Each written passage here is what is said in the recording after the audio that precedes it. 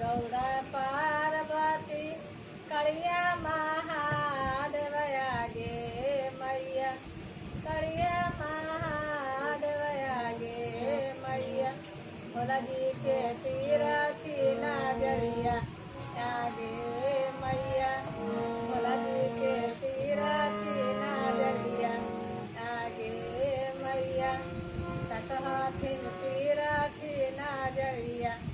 आगे मैया देखहाथिन तीरा छीना जरिया आगे मैया सबके दूल्हा पेन सटफूल पैदावा आगे मैया सटफूल पैदावा आगे मैया फलक के ही पेन मिर्जा चलवा आगे मैया फलक जे पेन मिर्जा चलवा आगे मैया फलक के तीरा छीना जरिया आगे मैया फलक के तीरा छीना जरिया आगे मैया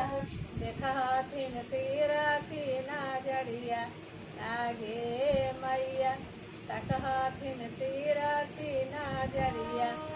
आगे मैया सबके दूल्हा बाज बनावै महला दू महला आगे मैया महला दू महला आगे मैया हमरो भोला बनबै टूटली मरैया आगे मैया भोला जी के टूटली मरैया आगे मैया भोला जी के तीरा छीना जरिया आगे मैया भोला जी के तीरा छीना जरिया आगे मैया देखहाथिन तीरा छीना जरिया